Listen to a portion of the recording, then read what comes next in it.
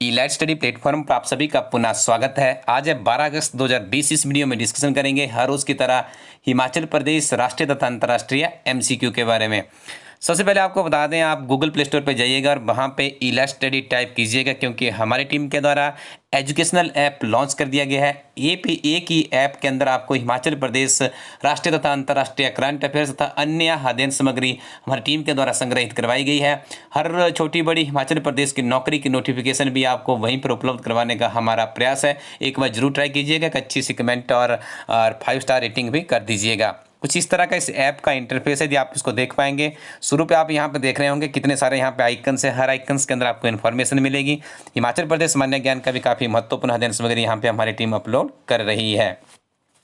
तो आइए शुरुआत करते हैं। सबसे पहले राष्ट्रीय तथा अंतर्राष्ट्रीय करंट अफेयर से पहला प्रश्न है, हाल ही में हसन दिआब द्वारा प्रधानमंत्री के पद से इस्तीफा दिया गया, इनका संबंध किस देश से है? ठीक है, इनका नाम याद रखिएगा आप। तो पहले इनका नाम है हसन दिआब। ठीक है, कहीं रट लीजिए इस नाम को, क्योंकि यहीं से प्रश्न निकलने वाला इस वक्त जरूर है। ठीक है, तो बताइएगा किस देश के प्रधानमंत्री इनके द्वारा क्यों इस्तीफा दिया गया, ये भी आपको बताएंगे। ईरान, इराक, लेबनान या पाकिस्तान? तो इसका सही उत्तर है लेबनान। हसन दिआब साहब पाकिस्तान, माफ कीजिएगा, लेबनान के प्रधानमंत्री थे। इनके द्वारा इस्तीफा दिया गया, इसलिए इस्तीफा दिया गया है क्योंकि लेबनान की राजधानी है बेरूत। इसको भी याद रखिएगा।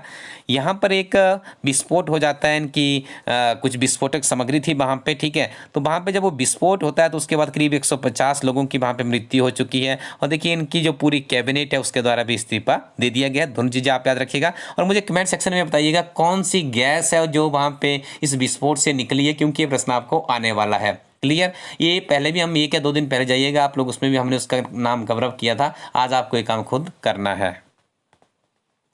मनीष प्रभात को किस देश में भारत का नया राजदूत नियुक्त किया गया? ठीक है, अभी थोड़ी देर पहले ही मैं इसका अध्ययन कर रहा था, हिमाचल प्रदेश के एचएस के ओल्ड क्वेश्चन पेपर्स। वहाँ पे देखिए मैंने उसको जैसे 4-5 सालों के प्रश्न पत्र देखे, तो एक प्रश्न ऐसा जरूर पूछा गया, ये तो पाकिस्तान में किस फीमेल की अपॉइंटमेंट होगी या भारत में कोई किसी नया देशी, जैसे ये जो छोटे छोटे देश होते हैं वहाँ पे कोई राजदूत बन गया। इस तरह का प्रश्न काफ़ी प्रचलन में है। ठीक है, तो इस प्रश्न को तो अभी शायद आपका एचएस का पेपर सेट हो ही गया होगा अब तो। ठीक है, लेकिन नहीं हुआ होगा तो इस तरह के प्रश्न वहाँ पे आने की संभावना देखी जा सकती है। तो याद रखिएगा जो मनीष प्रभात है, इनका जो संबंध किस देश के राजदूत बनाया गया है, तो इन्हें बनाया गया है उज्बेकिस्तान का।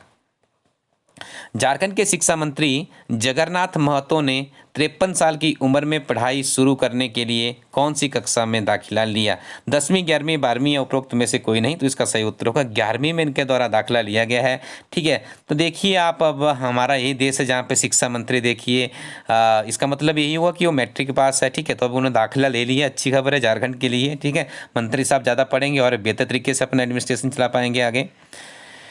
छात्रों की मनोदशा सुधारने के लिए केंद्रीय शिक्षा मंत्रालय द्वारा कौन से कार्यक्रम को शुरू किया गया है? मनोदर्पण, मनोशिक्षा, डिजिटल स्कैनिंग या उपरोक्त में से कोई नहीं? द राइट आंसर इज है ऑप्शन नंबर ए, यानी मनोदर्पण कार्यक्रम को शुरू किया गया है। भारत के किस राज्य द्वारा ऑनलाइन शिक्षा प्रणाली के लिए गूगल के साथ समझौता किया है?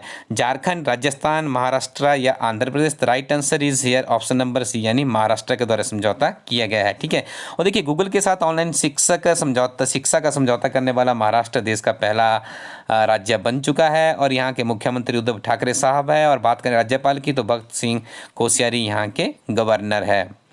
आरबीआई ने कोविड-19 संबंधी तनावग्रस्त परिसंपत्तियों के लिए किस समिति का गठन किया है? समिति से एक प्रश्न जरूर पूछा जाता है। और कोविड-19 पैंडेमिक के बीच में यदि फाइनेंशियल असिस्टेंस के लिए कोई कमेटी बनी होगी तो प्रश्न हमारे लिए बहुत ही महत्वपूर्ण हो जाता है। तो याद रखिएगा जो इस समिति का नाम है वो नाम है केबी कामत समिति। Option number C is the right answer.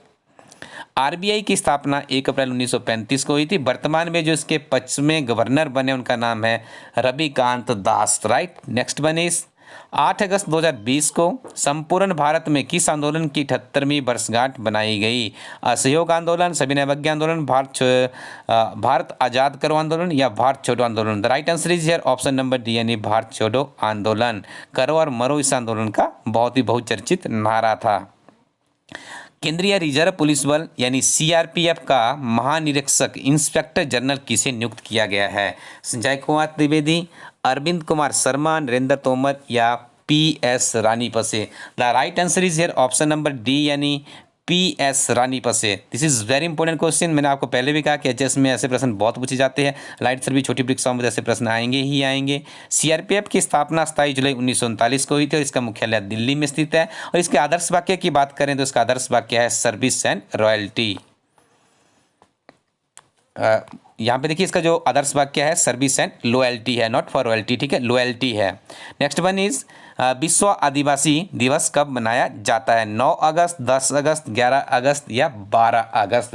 तो इसका सही उत्तर है ऑप्शन नंबर ए यानी 9 अगस्त। इसी तरह के यूनिक प्रश्न परीक्षा में पूछे जाते हैं, आप इस प्रश्न को भी इंपॉर्टेंट कैटेगरी में रख सकते हैं। अब सबसे बड़ी बात, यदि आपसे डे के बारे में नहीं पूछा जा रहा तो ऐसा पूछा जा सकता है कि उसका थीम क्या था, तो याद रखिएगा इस वर्ष का इनका थीम था कोविड-19 एंड इंडिजिनियस पीपल रीसाइलेंस है। भारत के मध्य प्रदेश राज्य में सबसे ज़्यादा आदिवासी जनसंख्या है, इसको भी आप लोग याद कीजिएगा।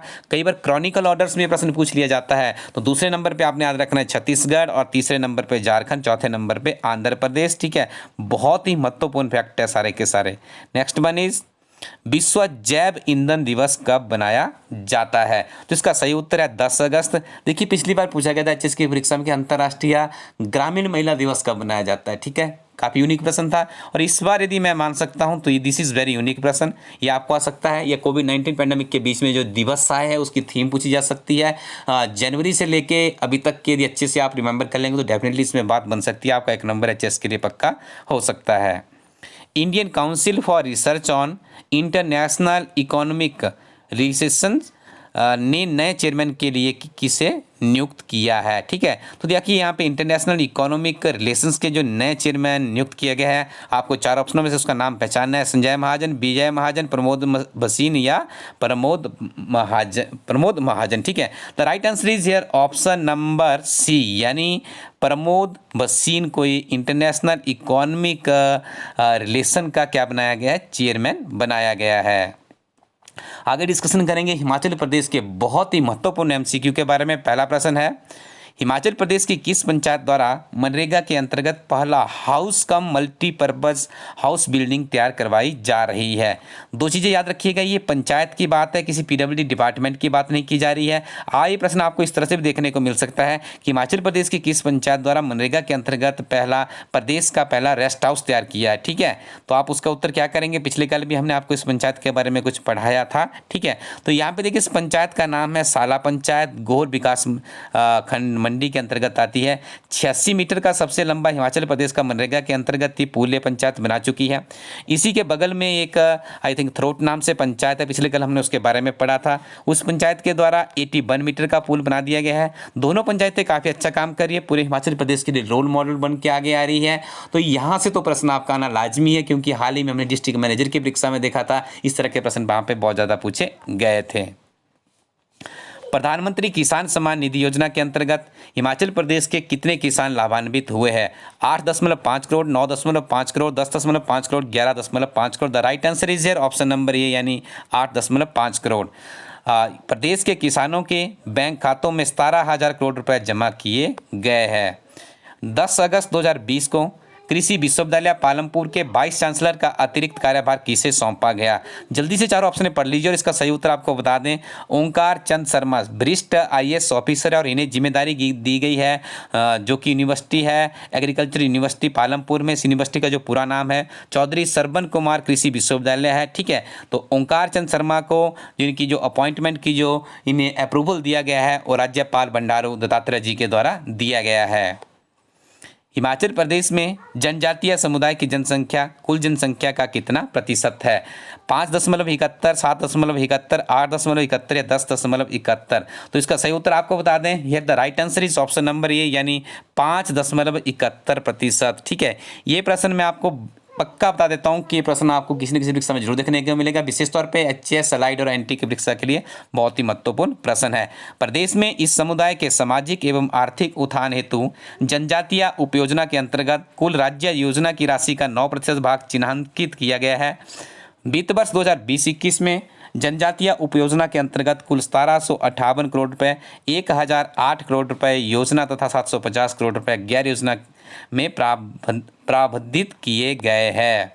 Next one is Himachal Pradesh सरकार के तकनीकी मंत्री रामलाल मार्कंडे के अनुसार हिमाचल प्रदेश के किन्नौर जिला में चीन द्वारा कितने किलोमीटर सड़क तक अधिग्रहण कर लिया है? तो इनका मानना है कि 20 किलोमीटर तक चीन की सीमा ने एक रोड का निर्माण भी कर लिया है। और उन्होंने फैक्ट भी बताया, ये सूचना उन्होंने दी है। अनौपचारिक बातचीत की गई इनके द्वारा राज्य सचिवालय शिमला में, और ये कहा गया कि 20 किलोमीटर 20 दिन पहले, ठीक है, 20 दिन पहले इनका मानना है कि किन्नौर के कुन्नू चरण इलाके में कुछ भेड़ पालक गए हुए थे। ये सड़क बॉर्डर के साथ लगते बफर जोन तक बनाई गई है, जबकि स्पीति बॉर्डर के आसपास किसी भी तरह की कोई गतिविधि नहीं है। देखिए, थोड़ी न्यूज़ थोड़ी सी पुरानी भी है, कोई मुझे नहीं लगता कि अब वहाँ पे इस तरह की घटनाएं थोड़ी सी कम भी हो गई है, ठीक है। लेकिन फिर भी आप लोगों के लिए प्रश्न निकल के आता है। 2 चीज़ें याद रखिएगा।